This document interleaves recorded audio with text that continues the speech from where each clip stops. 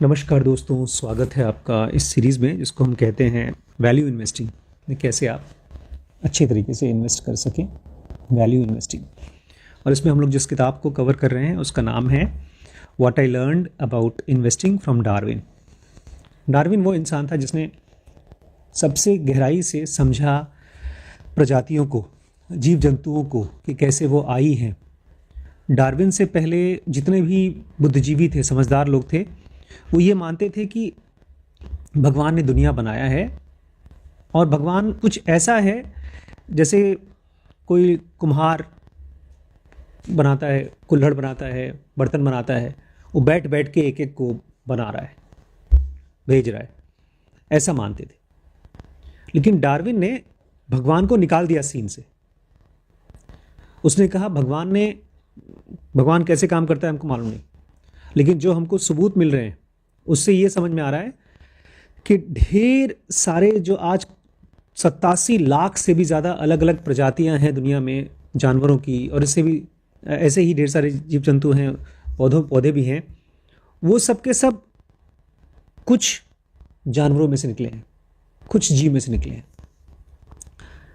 अब इनसे हमारे पुलक प्रसाद जी ने इस किताब में बहुत अच्छी तरीके से समझाने की कोशिश की है कि जैसे डार्विन ने जीव जंतुओं को समझा है, ऐसे ही हम कंपनीज को लेकर के समझने की कोशिश करते हैं और उसी हिसाब से हम कंपनियों में पैसा लगाते हैं। आज मैंने एक नई चीज़ पढ़ी, अभी नया आएगा, बिहाइंड द क्लाउड। हम लोग के पास ढेर सारी किताबें हैं, उसमें से ये किताब 300 अरब डॉलर की मानी, 300 अरब डॉलर की। ये किताब 28 अरब डॉलर की मानी है। मतलब इसलिए बोल रहा हूँ क्योंकि इन्होंने अपनी जो कंपनी बनाई थी, रीड हॉफमैन ने 28 अरब डॉलर की बेची, लेकिन ये 300 अरब डॉलर की। उस एंगल से देखा जाए तो ये आदमी सबसे ज़्यादा सक्सेसफुल है। और देखिए, हम लोग तो यहाँ पर बहुत दूर बैठे हैं, लेकिन आईपीओ, जब किसी कंपनी का शेयर मार्केट में शेयर जाता है तो कितनी मुश्किल होती है, वो पहली बार इन्होंने मुझे कुछ दिखाया है। वो सब करने के बाद भी किसी किसी कंपनी के शेयर अच्छे होते हैं, किसी किसी नहीं होते। तो वही चीज़ हम लोग यहाँ समझने की कोशिश कर रहे हैं कि कौन सी कंपनी के स्टॉक खरीदने चाहिए। खतरा है, अब स्टॉक्स में बहुत खतरा है। आप 20 रुपये का खरीद सकते हैं, 100 रुपये का खरीद सकते हैं, 500 का खरीद सकते हैं। इसके साथ साथ एक और बहुत बड़ा खतरा है स्टॉक्स में, जुए जैसा खतरा। जब आप शेयर मार्केट में कुछ खरीदना शुरू करते हैं तो कभी ऊपर जाता है, कभी नीचे, तो आपको भ्रम होने लगता है कि अरे आज घाटा हुआ है, कल फायदा होगा। तो आज आपके अकाउंट में मान लीजिए 20,000 रुपये हैं, आपने 2,000 लगाए, 2,000 का 1,000 हो गया, फिर एक दिन 2,000 का 1,000 का फिर 1,500 हो गया, फिर एक दिन 2,100 हो गया, फिर 2,500 हो गया। जैसे ही 2,500 होता है आपको लगता है यार बढ़ रहा है, एक काम करते हैं 5,000 लगा देते हैं, और उसमें 5,000 लगाया, फिर घट करके 4,000 हो गया। तो ये जो ऊपर नीचे होता है, ये हमारे ब्रेन के लिए बड़ा खतरनाक है। इससे एडिक्शन होता है, नशा होता है। जैसे आप लोग जो यूज़ कर रहे हैं, व्हाट्सएप यूज़ कर रहे हैं, हम लोग यूट्यूब चलाते हैं, नशीली चीज़ है ये। आपने एक वीडियो डाला, मान लीजिए हर वीडियो पे या आपके हर स्टेटस पर 50 लाइक आ जाए, गिन के 50 लाइक, न कम न ज़्यादा, आप नहीं देखेंगे लाइक। आप जानते हैं 50 लाइक तो आना ही आना है, तो देखना क्या? सुबह रोज़ सूरज निकलता है, उतनी धूप होती है, देखना क्या, नापना क्या? हाँ, देखेंगे तब जब कभी कम कभी ज़्यादा होता है। क्यों? क्योंकि अंदर से एक तरह की क्रेविंग आती है, एक तरह की तड़प आती है, देखिए आज क्या हुआ। इसीलिए खतरा है। इसलिए स्टॉक मार्केट को लोग पहले सट्टा बाजार भी कहते थे। सट्टा बाजार कुछ और था। सट्टा बाजार वो है जिसमें ये लोग नंबर पर पैसे लगाते हैं, जुआ। ऐसे ही स्टॉक मार्केट एग्जैक्टली वैसा नहीं है, लेकिन तकरीबन वैसा ही है। कुछ फ़र्क है, उसी कुछ फ़र्क को हम लोग यहाँ पर पढ़ने की कोशिश कर रहे हैं।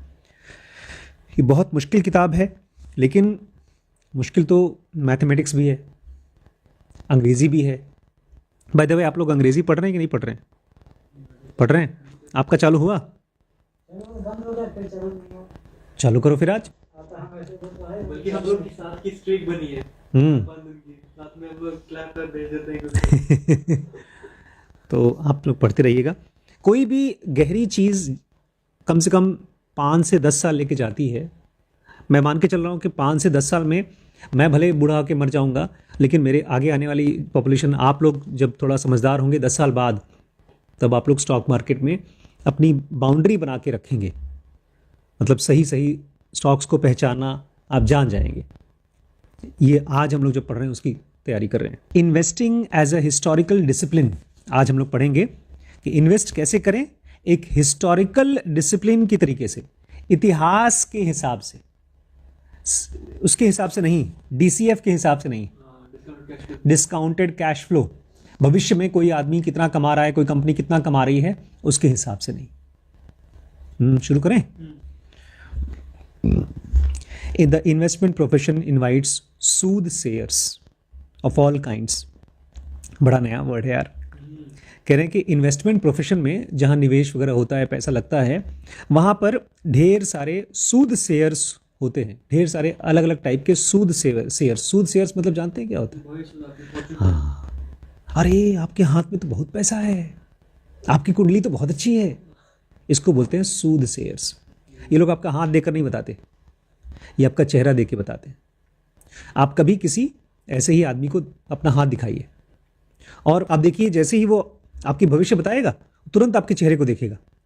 अगर आपका चेहरा एकदम पत्थर की तरह है, वो बोलेगा अरे आपकी किस्मत में तो बहुत पैसा है, आप ऐसे रहिए, कुछ नहीं, तो वो कंफ्यूज हो जाएगा। फिर वो बोलेगा बस खाली किस्मत में पैसा इसलिए नहीं आ रहा है क्योंकि एक राहु का बुरा काल चल रहा है, उसको ठीक कर सकते हैं आप बस पत्थर बनी रहिए। बेचारा परेशान हो जाएगा। समझदार मतलब वो देखते हैं कि उसने कहा आपकी किस्मत में बहुत पैसा है, तो आप बोलेंगे सही में। फिर वो बोलेगा राहु के काल के लिए आपको ये पूजा करानी पड़ेगी, हाँ ठीक है ठीक है। तब वो जानता है कि मुझे कैसे कैसे आपको घुमाना है। तो इनको बोलते हैं सूदसेयर्स, आपके मुंह के देख करके बोलने वाले। जो उनके घर पे उस दिन आए थे, वो भी ऐसे ही था, उसी में ही कर रहे थे। उसको बेचारे को खुद बीमारी थी और वो मुझे देख रहा था, भैया को देख रहा था, दीदी को देख रहा था, और वो दोनों जन रिएक्शन दे रहे थे। पैसा लाके दिया, 500 की 5 गड्डी दी उसको मेरे सामने। उसने कहा 2.5 लाख रुपए की पूजा करनी होगी और दीदी के ऊपर बहुत बड़ा का कोई सर्प योग है बहुत बड़ा, तो दे दिया। अच्छा, जब उसने बोला तो दीदी का क्या रिएक्शन था? दीदी का बोल रहे थे मर जाएंगी, अगर वो पूजा नहीं किया गया तो ये मर जाएंगी, 1 ही महीने के अंदर मर जाएंगी। आपके घर में बहुत दिक्कतें चल रही होंगी, मारपीट चल रही होगी, बीमारी चल रही होगी। वो सुनते सुनते अरे नहीं नहीं भैया, ऐसा मत बोलिए भैया, ऐसा नहीं होना चाहिए। वो बता रहे थे, मैं देख रहा था इनको और उसको, क्योंकि मेरा जो सबसे बड़ा पर्दाफाश हुआ है मेरी ज़िंदगी का, ये हाथ देखने वाला, जब मैं उस आदमी के पास गया था जयपुर में, उसने बताया कि आपका हॉस्पिटल खुल जाएगा, आपका बिजनेस बढ़ जाएगा। उसके बाद मुझे समझ में नहीं आता मैं क्या करूं। और वो भी, उसको मुझसे कुछ पैसे का लालच नहीं था। उसने बोला, मैंने सुना, मैं चला आया वापस। उस दिन मुझे समझ में आ गया कि ये जो कुंडली उंडली होती है, ये एक बहुत मिस्टिकल चीज़ होती है। जो भी आदमी आपको आके बताता है कि आपके भविष्य में ये होने वाला है, नहीं होने वाला है, उस आदमी के बताने का बहुत बड़ा रोल है। मैं समझाता हूं। भगवान गौतम बुद्ध पैदा हुए, छोटे से बच्चे थे। असीता नाम का एक ऋषि था जो पहाड़ों में रहता था, एनलाइटन मास्टर था। और उसको ये भविष्यवाणी हुई, उसको ये दिखाई दिया कि एक एनलाइटन मास्टर पैदा हो गया है, इस जन्म में एनलाइटन होगा और पूरी दुनिया को ज्ञान देगा। वो नीचे आया, ऊपर से नीचे आया। उसने इस बच्चे को देखा और भविष्यवाणी की, 2 भविष्यवाणी की उन्होंने। बोलते हैं या तो ये बहुत बड़ा राजा बनेगा, लेकिन ज़्यादा चांस ये है कि ये बहुत बड़ा गुरु बनेगा, स्पिरिचुअल आध्यात्मिक गुरु। इस चीज़ को सुन करके बेचारे गौतम बुद्ध के मतलब सिद्धार्थ के पापा डर गए और क्या किया, दुनिया का एक बहुत बड़ा एक्सपेरिमेंट किया। उनके लिए 2-3 महल बनाए, गर्मी के लिए ठंडा महल, ठंडी के लिए गर्म महल, ऐसे कहानी है कि खूब खूब पैसे खर्च करके उनको बहुत ऐशो आराम में रखा। उनके पिताजी को लगा कि अगर ऐशो आराम में रहेगा तो उसको दुख तकलीफ नहीं होगी, तो विराग नहीं आएगा। दुख नहीं देखेगा तो विराग नहीं आएगा, विराग तो दुख से ही आता है। उल्टा हुआ, उन्होंने दुख देखा नहीं देखा नहीं देखा नहीं, तो ज़्यादा हाइपर सेंसिटिव हो गए। ऐसा हो गया जैसे किसी आदमी को 10 साल से आपने बिना लाइट के एक कमरे में रखा, तो जैसे ही पहली किरण आई तो उनकी आंखें चमक गई। पहली किरण क्या, जैसे ही बेचारे ने पहली बार एक बुढ़ा आदमी देखा, डर गए बुद्ध। बुढ़े भी लोग होते हैं। उनको लगा बुढ़े भी होते हैं लोग, बीमार भी होते हैं, मरते भी हैं। अगर शायद से बचपन से देख लिया होता लोगों को मरते हुए तो बोलते ठीक है मरते होंगे हमको क्या, लेकिन देखे नहीं कोई। तो उस आदमी की भविष्यवाणी का इनके एनलाइटनमेंट होने पर बहुत बड़ा रोल था। जब मैं गया गुरुजी के पास और उन्होंने मुझे बताया कि आपका सब कुछ हो जाएगा, ज्ञान भी हो जाएगा, ये भी हो जाएगा, उस बताने का मेरी लाइफ में कुछ रोल रहा होगा बस, उसके बाद कुछ नहीं। उसके बाद सब कुछ मुझे अपने कर्म करने होंगे। लेकिन यहां कह रहे हैं अब कर्म में मुझे भाई पढ़ना है। यहां कह रहे हैं जब आप कहीं पूंजी लगाते हो तो उसमें ढेर सारे सूद शेयर्स हैं, भविष्यवाणी करने वाले लोग मिलते हैं। सम आर शेडी, कुछ झूठ बोलते हैं, but most are well meaning professionals who expend enormous energy pontificating over future. कुछ तो ऐसे ही धोखेबाज होते हैं, आपको ज्ञान देंगे कि भविष्य में क्या होगा क्या नहीं होगा, लेकिन ज़्यादातर लोग वेल मीनिंग प्रोफेशनल्स हैं, बहुत अच्छे लोग हैं, पढ़े लिखे लोग हैं, लेकिन वो अपनी एनर्जी खर्च करते हैं पॉन्टिफिकेशन ओवर फ्यूचर में। पॉन्टिफिकेशन बड़ा अच्छा वर्ड है। पॉन्टिफिकेशन मतलब पादरी का काम करना, गुरु का काम करना, लेकिन वो अलग टाइप के गुरु। दो इनको लगता है भगवान ने इनको रखा है गुरु बना के दुनिया का, इनको गुरु भी लगता है, उनको लगता है राजा हैं हम।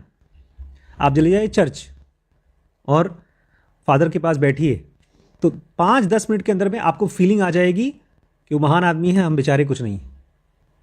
अगर ये फीलिंग आपके अंदर नहीं आ रही तो वो आपके अंदर डलवाएंगे उनकी बॉडी लैंग्वेज से, उनके कपड़े से। उनका फादर उनका बड़ा कपड़ा होता है। तो पॉन्टिफिकेशन मतलब दुनिया को ज्ञान देना। भगवान देखो आए हैं, दुनिया तुम्हारे लिए आए हैं, तुम्हें रास्ता दिखाने के लिए आए हैं। देखो तुम्हारे अंदर जो पाप है उसको समझो, उसके ऊपर रो। ये इनका काम होता है पॉन्टिफिकेशन।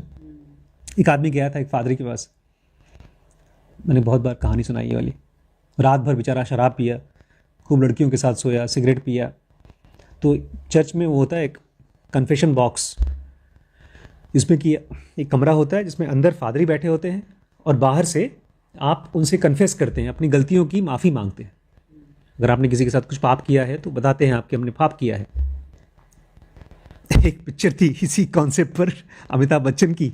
अमिताभ बच्चन जेल से निकले, वो क्रिश्चियन थे, गए पादरी के पास और बोलते हैं फादरी मुझे एक पाप का प्रायश्चित करना है। बोलते हैं हाँ बेटा बताओ। बोलते हैं अभी वो पाप किया नहीं करने वाला हूँ। तो मतलब बोलते हैं मैं 3 लोगों का खून करने वाला हूँ, उसी का मैं पहले ही प्रायश्चित करने आया हूँ। उनकी बीवी, अमिताभ बच्चन की जो बीवी थी उस फिल्म में, उसका 3 गुंडों ने रेप किया था और उनकी बीवी को मारा था। तो तीनों को मर्डर करने के लिए अमिताभ बच्चन पहले ही आ गए, प्रायश्चित कर लिया। बट ये तो उल्टा ही था।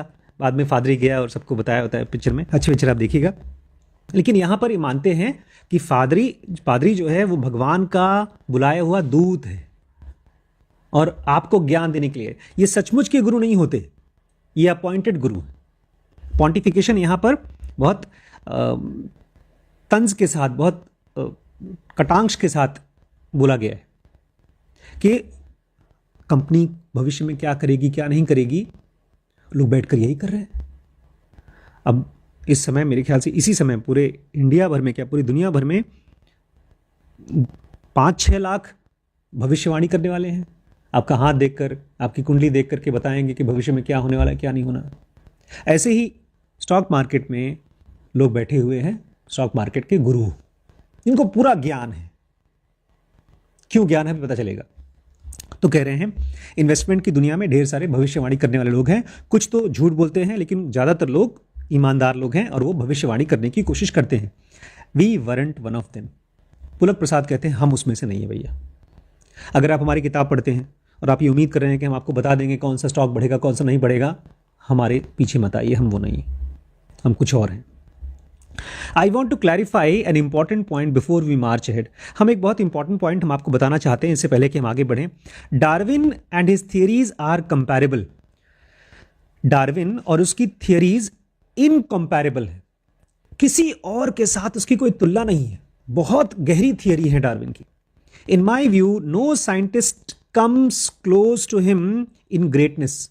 कहते हैं मेरे हिसाब से आज तक इतिहास में कोई भी साइंटिस्ट डार्विन के नजदीक भी नहीं आया। May be only Einstein but probably not even him. शायद आइंस्टीन जो दुनिया का सबसे बड़ा वैज्ञानिक माना जाता है, शायद वो, या शायद वो भी नहीं।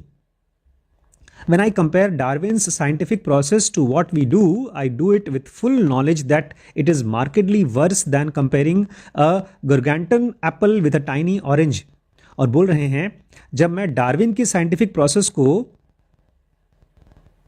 कंपेयर कर रहा हूं दूसरों से, मैं कह रहा हूं डार्विन बाकियों से अच्छा है। हाँ, टू व्हाट वी डू। हाँ, जब मैं डार्विन की थियरी को अपने काम से कंपेयर कर रहा हूं तो मैं जानता हूं कि हम एक बहुत बड़े फल को, सेब को एक छोटे से नींबू से कंपेयर करें, मतलब हम बहुत कुछ नहीं उनके सामने।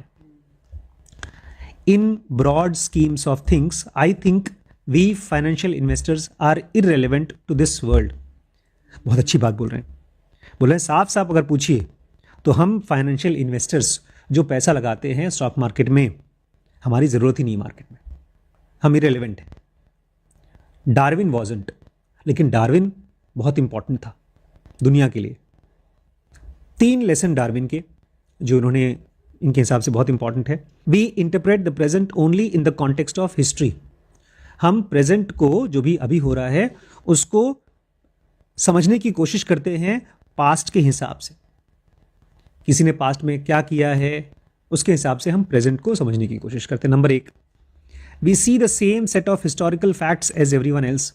हम वही इतिहास की न्यूज़ पढ़ते हैं जैसे बाकी सब। थोड़ा इसको, अभी तो हम लोग अखबार कम पढ़ते हैं, लेकिन जो लोग स्टॉक मार्केट में काम करते हैं वो कंपनीज़ के बारे में पढ़ते हैं।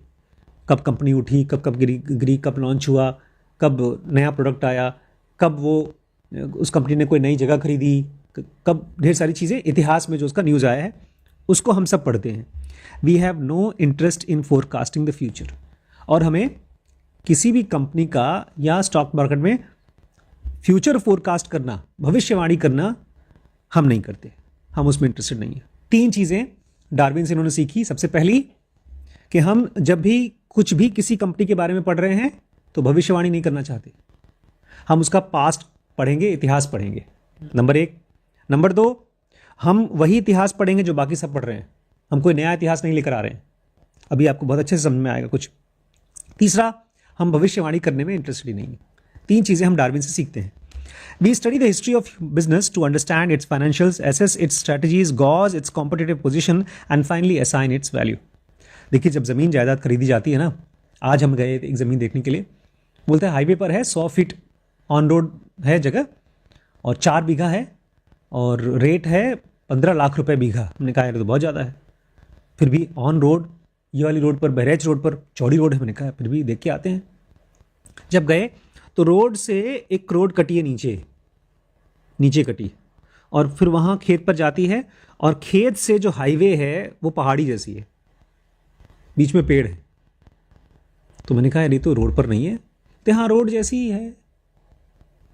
फिर बताया उसने कि वो रेट थोड़ा कम हो जाएगा, 13 लाख रुपए बीघा हो जाएगा। मैंने मना कर दिया, लेकिन मेरे दिमाग में एक कैलकुलेशन तो हो ही गई कि एक आदमी एक ज़मीन को 13 लाख रुपए बीघा में बेचना चाहता है।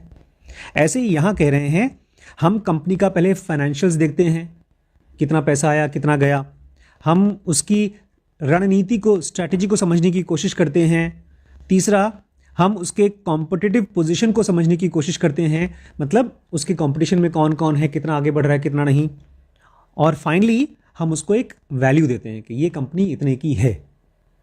अब जैसे ये ज़मीन देखा मैंने, अब खाली ज़मीन को देखेंगे तो हमको समझ में नहीं आएगा। अगर 100 ज़मीन को देखेंगे तब समझ में आएगा, और इस ज़मीन के बगल वाली ज़मीन की रेट देखेंगे तब ज़्यादा समझ में आएगा। कॉम्पिटिटिव वैल्यू मिलता है। So let's take them one by one. तो 3 चीज़ें बोलते हैं हम उनसे सीखते हैं, 3 चीज़ें, इन तीनों को एक एक करके पढ़ना होगा। बहुत मुश्किल है भैया। ये जो टॉपिक है ये अपने आप में 1 2 3 4 5 6 पेज का है। इसका मतलब इसको समझने के लिए हम लोगों को लग जाएगा 4 दिन। आज सबसे पहला point, understanding the financials of a business. Understanding the financials of the business, किसी बिजनेस का पैसे रुपए को समझना, फाइनेंशियल्स को समझना। Those of you in the financial industry must have seen analyst reports. पता है हम लोग बहुत किस्मत वाले हैं, बदकिस्मत तो हैं लेकिन किस्मत वाले भी बहुत। हम लोग बिजनेस की दुनिया से नहीं हैं, ये हमारी बदकिस्मती है। और हम चूंकि बिजनेस की दुनिया से नहीं हैं इसलिए हम उनके झांसे में नहीं फंसेंगे, ये हमारी किस्मत है। कह रहे हैं अगर आपको जो फाइनेंशियल इंडस्ट्री से है, जो बिजनेस की दुनिया से हैं, फाइनेंस की दुनिया से हैं, हैव सीन एनालिस्ट रिपोर्ट्स, उन्होंने एनालिस्ट लोगों की रिपोर्ट देखी है, जो कंपनी के बारे में लोग रिपोर्ट बनाते हैं कि कंपनी अच्छी है, खराब है, वगैरह वगैरह। However if you aren't financial professional और haven't seen an analyst report before, here is a brief description. खैर, अगर आप नहीं हैं, फाइनेंशियल दुनिया से नहीं है, तो सुनिए वो लोग करते क्या है। बहुत बड़ी बड़ी कंपनी होती हैं जो ये काम करती हैं। जेपी मॉर्गन, मॉर्गन स्टैनली और गोल्डमैन सैश, ये वो कंपनियां हैं जो अरबों रुपए की कंपनियां हैं। Employ research analysts who at the same as the name suggests perform detailed research on publicly listed businesses and publish report for their clients the investors। ये क्या करती हैं? वो अपने बंदे रखती हैं जो गणित में बहुत तेज होते हैं, जो इन कंपनियों को, दूसरी कंपनियों को जिनका शेयर खरीदेंगे उसका एक डिटेल रिपोर्ट बनाती है और उस रिपोर्ट को पब्लिश करती है। अखबार में पहले छापा जाता था, मैगजीन में छापा जाता था, अब उसको नेट पर, इंटरनेट पर डालते हैं। समझ में आया? ये ऐसे ही है जैसे कि आप यहाँ पर आपकी बेटी की शादी होने वाली है और 10 लड़के आपको मिल गए जिनके ऊपर आप सोच रहे हैं कि शादी करेंगे, तो आपने एक बंदे को लगा दिया, जाओ 10 की डिटेल स्टडी करके आओ, कि कौन से स्कूल में गया, कितना नंबर पढ़ा, हर घर में उसकी प्रॉपर्टी कितनी है, वगैरह वगैरह। भाई आप अपना खर्चा करने वाले हैं। A typical analyst report describes a company's business and financials, expresses its overall strategy and direction, and recommends that the clients buy, hold and sell the business. अब ये जो रिपोर्ट निकलती है उसमें क्या क्या चीज़ें होती हैं? सबसे पहला बिजनेस और फाइनेंशियल्स, कि वो कौन से बिजनेस में है और उसका फाइनेंशियल्स कितना है, मतलब कितना खर्चा करता है, कितना बचत आती है, कितना बैंक से लोन लिया है, कितने का इनके पास प्रॉपर्टी है, कितने की मशीनें हैं, कितने एम्प्लॉयज़ हैं, कितना सैलरी जाता है, ये सब। एक्सप्रेसेस इट्स ओवरऑल स्ट्रैटेजी, इसके साथ साथ ये रिपोर्ट बताती है कि इस कंपनी की ओवरऑल स्ट्रैटेजी क्या है, रणनीति क्या है, पहले कहाँ फैलाएगा काम, उसके बाद क्या करेगा, उसके बाद क्या करेगा। तीसरा, उसका डायरेक्शन, कि किस दिशा में काम करेगा। आज एक बड़ी शॉकिंग चीज़ निकल के आई, टेक महिंद्रा नाम की कंपनी है, उसमें से एक एम्प्लॉय ने मुझे फ़ोन किया हमारे कोर्स को ज्वाइन करने के लिए। उसने ज्वाइन किया भी है, लड़की है, कस्टमर सेल्स में काम करती है, कस्टमर कॉल करती है। जॉब छोड़ दिया उसने, 1 साल जॉब करने के बाद जॉब छोड़ दी, 6 साल जॉब करने के बाद जॉब छोड़ दी। मैंने कहा क्यों छोड़ दिया? उस बहुत सी वजह होंगी, लेकिन एक वजह बताया उसने मेन, कि मेरे साथ मेरे सीनियर्स बहुत बदतमीज़ी करते थे, बोलते थे चलो मेरे साथ खाना खाने चलो, और नहीं तो तुमको ज़्यादा काम देंगे, तुमका प्रमोशन नहीं करवाएंगे। मैंने कहा तुम्हारी टीम में कितने लोग काम करते थे? थी 300 लोग, और टेक महिंद्रा बहुत बहुत बड़ी कंपनी है। तो ये खैर कल्चर का मामला है। हाँ उसको बोलेंगे, हमारे पास से बात करते हैं। तो अब पहली चीज़ उस कंपनी का बिजनेस और फाइनेंशियल, और दूसरा चीज़ ओवरऑल स्ट्रेटजी, उस कंपनी की रणनीति क्या है। तीसरा है डायरेक्शन, किस दिशा में जाएगी। और ये सब बताने के बाद वो लोग अपने क्लाइंट को बोलते हैं बॉस ये 4 में से ये कंपनी बड़ी अच्छी है, खरीद लो, इसको खरीद के रखा है, बेचो मत, रखो, और ये अब खराब हो गई है, इसको बेच दो। ये करते हैं एनालिस्ट रिपोर्ट। ठीक है, समझ में आ रहा है? Depending on brokerage the analysts use a wide variety of phrase. अब जितना इनको ब्रोकरेज मिलता है, इनको ये सब बताने में, स्टॉक खरीदवाने में, बिचवाने में मिलता है दलाली, ब्रोकरेज। तो ये लोग अलग अलग शब्द यूज़ करते हैं, under perform, overweight, accumulate, neutral. मैंने कहा हम लोग स्टॉक मार्केट से नहीं है, ये हमारे लिए बहुत बड़ा आशीर्वाद भी है, बहुत बड़ा श्राप भी है। आशीर्वाद इसलिए है क्योंकि हम फ्रेश तरीके से देख पाएंगे, नए नज़रिए से देख पाएंगे इन चीज़ों को। जैसे एक मरीज देखता है रिपोर्ट को, अपनी रिपोर्ट देखता है तो पूछता है डॉक्टर साहब हम जिंदा रहेंगे कि मर जाएंगे, पहले ही पूछता है। उसके बाद पूछता है अच्छा जिंदा रहेंगे तो कम पैसे में ठीक हो जाएंगे, ज़्यादा पैसा लगेगा। अब ये सब मरीज पूछ सकता है अपनी रिपोर्ट के लिए, हम डॉक्टर नहीं पूछ सकते। हम तो बोलेंगे भैया सब बीमारी समझना है। तो ऐसे ही बेचारे ये लोग बनाते जो हैं रिपोर्ट, वो अलग अलग शब्द यूज़ करते हैं। ये कंपनी ना अंडर परफॉर्म करेगी। अंडर परफॉर्म मतलब जैसा सोचा है वैसा परफॉर्म नहीं करेगी। ये यूज़ करते हैं ओवरवेट, ये ज़्यादा वजन की है, जितना वजन सोचा था उतनी वजन की नहीं है, ज़्यादा वजन की है। एक्यूमुलेट, ये कंपनी इकट्ठा कर रही है। न्यूट्रल, ये कंपनी न्यूट्रल है। ये सब शब्दों के साथ खेल है, ये सब इनकी भाषा है। आप भी अगर हमारी रिपोर्ट देख लें मेडिकल की, कोई समझ के बता दे हमको, बता दे, आप समझ के बता दे क्या लिखा है, कोई बता नहीं सकता। हम बता सकते हैं, आप नहीं बता सकते।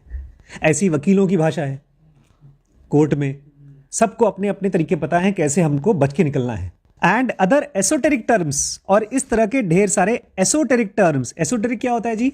एसोटेरिक मतलब चमत्कारे शब्द, ब्रह्म वाक्य जैसी बातें जो किसी को समझ में नहीं आती, जो इस दुनिया के नहीं है, दूसरी दुनिया की। ऐसे ऐसे शब्द यूज करते हैं लोग टू मेक देयर रिकमेंडेशन। जब जैसे मैं आपको बोल दूं कि ये जमीन जो है ना ब्रह्मा जी का वरदान है ये जमीन, तो आप बोलेंगे सर ब्रह्मा जी का वरदान मतलब क्या, अच्छा है कि बुरा? अच्छे की बात करते हो? इसको साक्षात मनु देवता होते तो खरीदते। विष्णु जी का वही वास है। आप बोलेंगे सर विष्णु जी का वास तो है, मनु देवता ठीक, लेकिन इसको खरीदे कि नहीं खरीदे? ले यार, मैं क्या बोल रहा हूं? ऐसे ऐसे शब्द यूज करके ये बोलते हैं अपने क्लाइंट को कि तुम खरीदो, रखो या बेचो। Still their recommendations essentially fall into the buy, hold and sell category. इनके सबके बावजूद तीन ही चीज वो बता रहे हैं, या तो आप उस स्टॉक को खरीदो या रखो, अगर खरीद के रखा है तो बचा के रखो या बेचो। ये तीन चीज बता रहा है। Along with business commentary, most analyst reports typically carry profit and loss account and balance sheet of the latest fiscal year, financial projections for the next 2 to 5 years.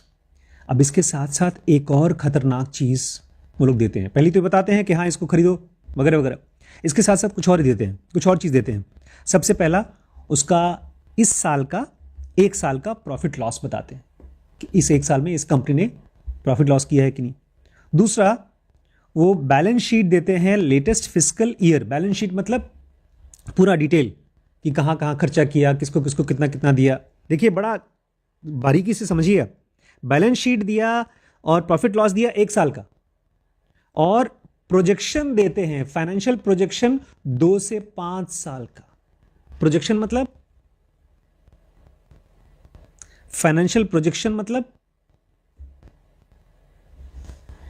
Future में क्या होने वाला, हाँ, कि ये कंपनी अगले 2 से 5 साल में कितना आगे बढ़ेगी।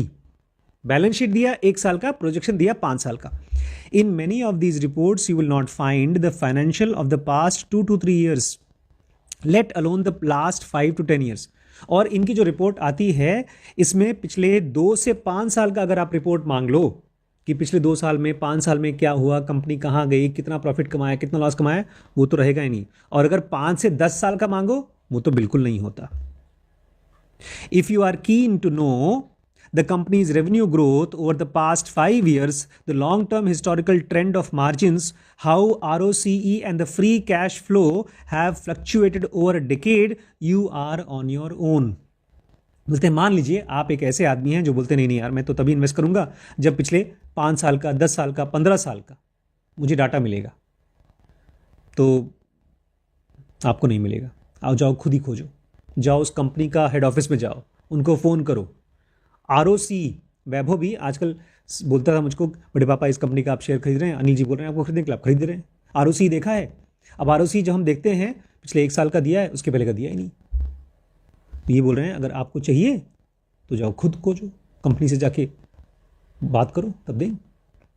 As I write this I have in my hand analyst report from 5 brokerage for Tata Consultancy Services. बोलते हैं मैं आपसे बातचीत कर रहा हूँ और मेरे पास मेरे हाथ में 5 ब्रोकरेज फर्म की रिपोर्ट है टाटा कंसल्टेंसी सर्विसेज की। इंडिया की सबसे बड़ी टेक्नोलॉजी सर्विस है Tata Consultancy services with a market value of 150 billion. और इस कंपनी का जो मार्केट वैल्यू है वो है 150 अरब dollar. They have financial projections for the next 2 to 3 years। इनके पास अगले 2 से 5 साल का फाइनेंशियल प्रोजेक्शंस है, मतलब प्रोजेक्शन मतलब भविष्यवाणी, and actual financials of past 1 year। और अगर आप उनसे मांगो जो हुआ है, जो खरीदी बेची हुई है, प्रॉफिट लॉस हुआ है, वो 1 साल का है इन लोगों की रिपोर्ट में। Only one provides next 2 to 3 years an actual financial for past year.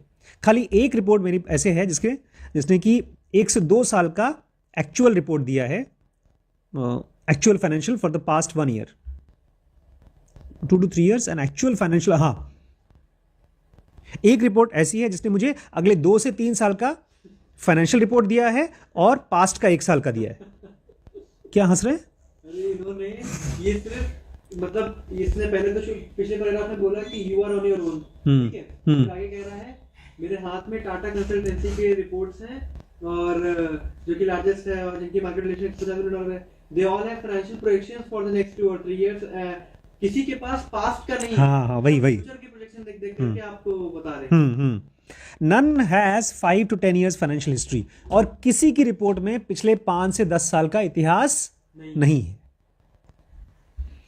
अब सबसे इंपॉर्टेंट बात, आज की क्लास का सबसे इंपॉर्टेंट बात, आप एकदम सही टाइम पर आ गए हैं। An actual incident will illuminate the reason for this state of affair. ऐसा क्यों है भाई? क्यों ये लोग पास्ट का इतिहास नहीं बताते? क्यों ये लोग जबरदस्ती भविष्य का 1 साल का, 2 साल का, 3 साल का, 5 साल का रिपोर्ट देते हैं? इसका आंसर सुनिए। एक चीज हुई है, उसी से आपको समझ में आ जाएगा। 3 of us were visiting one of our portfolio companies a few years ago।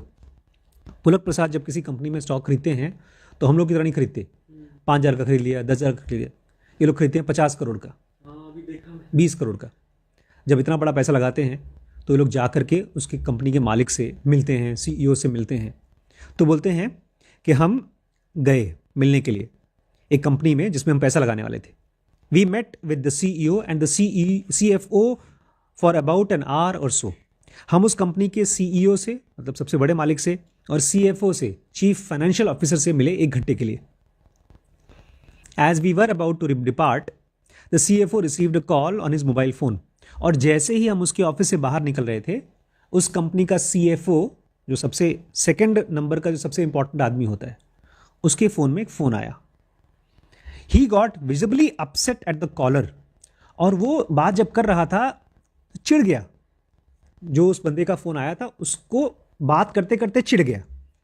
And exclaimed, I can't say anything, the result will be out after few weeks। और ये कहता क्या है परेशान होकर के? मुझे क्या पता, अरे रिजल्ट आएगा तो पता चल जाएगा, अभी कुछ हफ्ते बाद रिजल्ट आएगा, मालूम पड़ जाएगा। It turns out the caller was a well-known investor। समझ में आया, पूछने पर पता चला कि वो जो आदमी फ़ोन किया था वो एक वेल नोन इन्वेस्टर था, बहुत बड़ा निवेशक, पूंजीपति था। Who was checking to see how the quarter was progressing on the revenue and profit front। और उसने फ़ोन क्यों किया था? ये पूछने के लिए कि ये बताओ यार, अगले क्वार्टर में 3 महीने के अंदर अंदर तुम्हारी कंपनी में कितनी प्रॉफिट होगी। ये ऐसा ही है जैसे कि कोई हमसे फ़ोन करे और पूछे कि अभी तो जनवरी चल रहा है, फरवरी मार्च, ये 3 महीने का एक क्वार्टर होता है, नहीं 4 महीने का एक क्वार्टर होता है ना, 4 का कि 3 का? 3 का, हाँ 3 का, 4 क्वार्टर होते हैं। और कोई हमसे फ़ोन करके पूछे ये बताइए ये जनवरी फरवरी मार्च में कितनी कमाई होगी, तो हम क्या बोलेंगे? जितनी होगी होगी, हमको क्या पता, वो तो मरीज आएंगे, उस पर डिपेंड करता है। ये इनके साथ हुआ। अगला एक वर्ड यूज़ किया है मैंने, उसको अलग से यहाँ पर लिखा है, हाउंडर्स। हाउंडर्स मतलब हाउंड नहीं पता, हाउंड ले, वो तो भाई साहब सो गए। तुम सो रहे हो तो बंद कर दो। अच्छा जग रहे हो। ठीक। पीछे पड़ा हो। कोई पीछे पाँव छोड़े ना। हाउंड का मतलब होता है हिंदी में शिकारी कुत्ता, जब आपके पीछे पड़ जाता है। ठीक है, अब सुनिए। If investors hound the company management for following quarter results, wouldn't they do the same with research analysts? जब बड़े बड़े पूंजीपति कंपनी के मालिकों को फोन करते हैं, आराम कर लो बेटा, जब कंपनी के बड़े बड़े मालिकों को फोन करके बोलते हैं बताओ 3 महीने बाद क्या होगा, 6 महीने बाद क्या होगा, तो बेचारे एनालिस्ट के साथ क्या करते होंगे? वो उनसे बोलते होंगे बता अगले 2 साल में क्या होगा, 5 साल में क्या होगा। तो कहानी ये है, so why should analyst bother with long term history? Analyst produce forecasts because their clients demand they produce forecasts. इसलिए जो बेचारे एनालिस्ट होते हैं, जिनका काम है कंपनी के इतिहास को खोजना, वो इतिहास के चक्कर में नहीं पड़ते, क्योंकि उनका क्लाइंट जो पैसा लगाएगा वो क्या मांग रहा है? फोरकास्ट। आप गए दुकान में, आपको चाहिए दवाई, बहुत परेशान है, दिमाग में टेंशन चल रहा है, वहाँ दवाई मांगा, उसके पास दवाई नहीं था। आपके पड़ोसी ने कहा दवाई से अच्छा रहेगा दारू, दवा दारू, दारू पियो तुम्हारी सब टेंशन खत्म। जब आप दारू मांगना शुरू करेंगे तो दुकान वाला क्या रखेगा? बोलेगा जो बिकता है वही रखेंगे। तो बोल रहे हैं एनालिस्ट लोग क्या देते हैं आपको? भविष्यवाणी। क्यों? क्योंकि जो लोग पैसा लगाते हैं उनको क्या चाहिए? भविष्यवाणी चाहिए। वो पूछ रहे हैं। I am sure many of them know it is futile exercise, here is why. और खाली ऐसा नहीं है कि एनालिस्ट्स नहीं जानते कि ये गड़बड़ है, ये टाइम पास है, इसका कोई फायदा नहीं है फ्यूचर का। क्यों? क्योंकि ये जो भविष्यवाणी होती है ना, इसमें अलग अलग चीजों को लिया जाता है, उसको प्रेडिक्ट किया जाता है। जैसे कि forecast least 10 numbers ranging from unit sold price per unit, कि इस कंपनी का जो प्रोडक्ट है अगले 1 साल में, 2 साल में, 3 साल में, 4 साल में प्राइस पर यूनिट क्या होगा। एक अल्ट्रासाउंड आज है 500 का, 2 साल बाद कितने का होगा, 3 साल बाद कितने का होगा, 5 साल बाद कितने का होगा। ये हो गया प्राइस पर यूनिट, ये आपको कैलकुलेट करना पड़ता है 5 साल का, 10 साल का। दूसरा कॉस्ट ऑफ गुड्स सोल्ड, और जो आपने इस प्रोडक्ट को बनाकर बेच रहे हैं, इसमें पैसा कितना लग रहा है, आज इसमें कितना पैसा लग रहा है, मतलब मशीन कितने की है, रोल कितने का है, जो एम्प्लॉई हैं वो कितने के हैं, वो अगले 5 साल तक कितना रहेगा। तीसरा सेल्स एक्सपेंस, कि आपने सेल्स में कितना खर्चा किया, सॉरी भविष्य में कितना खर्चा करने वाले हैं 2 से 5 साल में, 10 साल में। चौथा रिसीवेबल्स, कि आपको कौन कौन सी चीज़ें और खरीदनी पड़ रही है। 5वां कैपिटल एक्सपेंडिचर, पूंजी का कितना निवेश करना पड़ेगा। इस तरह से 10 अलग अलग टाइप के चीज़ें इकट्ठी करनी पड़ती हैं, तब जाके आप भविष्यवाणी कर सकते हो, जो अपने आप में बेवकूफ़ी है।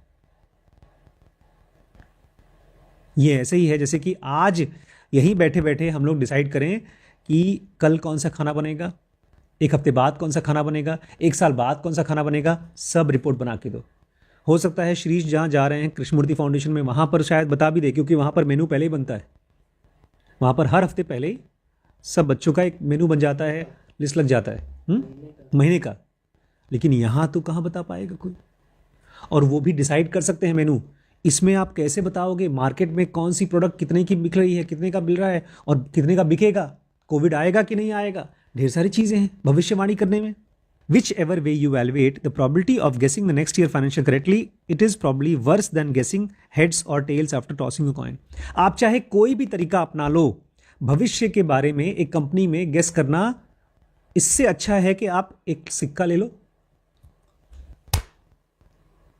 हेड्स आया कि टेल्स आया वो कर लो, वो ज़्यादा सही होगा बजाय कि भविष्यवाणी करना। The only financial we prepare are for the past decade or more. Author कह रहे हैं कि अगर आप हमसे पूछें तो हम खाली एक ही चीज मांगते हैं या तो बनवाते हैं, और वो क्या है?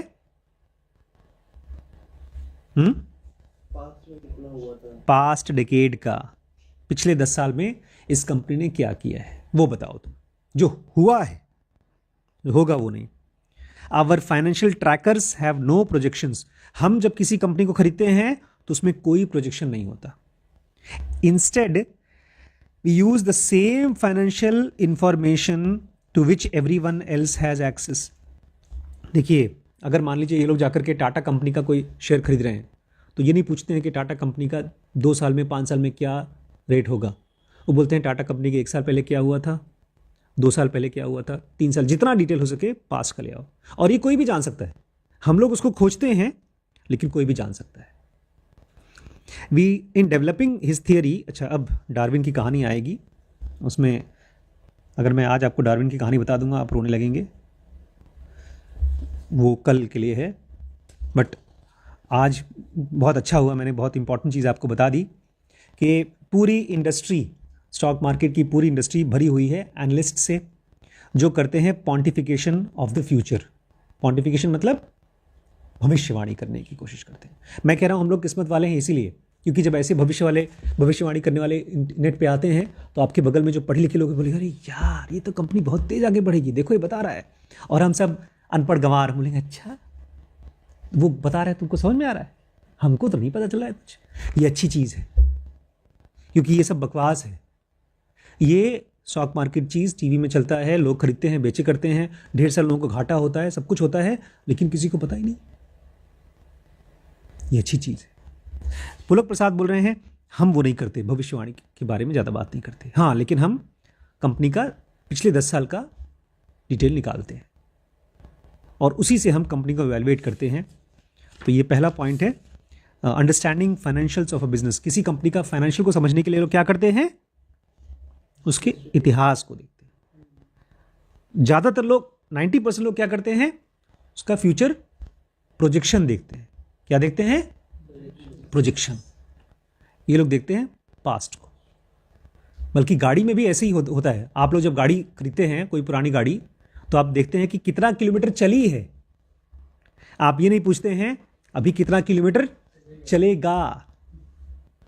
यहां पर वही किया जा रहा है कि बताओ ये कंपनी कितना किलोमीटर चलेगा, और उसी बेसिस पर लोग खरीदते बेचते रहते हैं। तो ये कह रहे हैं हम वो नहीं करते हैं। तो कल पढ़ेंगे और ठीक है दोस्तों। ये बहुत मुश्किल सीरीज़ है, मुझे पता है आप लोगों के लिए, लेकिन फिर भी ये बहुत इंपॉर्टेंट सीरीज़ है अगर आप अपने गाढ़ी कमाई को स्टॉक मार्केट में लगाना चाहते हैं। तो इस पूरी सीरीज़ को देखने के लिए आप dkbrains.com पे जाकर के वैल्यू इन्वेस्टिंग या तो ऑन इन्वेस्टिंग हमारा एक बंडल है उसको चेकआउट करिएगा, ठीक। और इस नंबर पे अगर आपको कोई डिस्काउंट चाहिए तो आप मांग सकते हैं बिना शर्म के।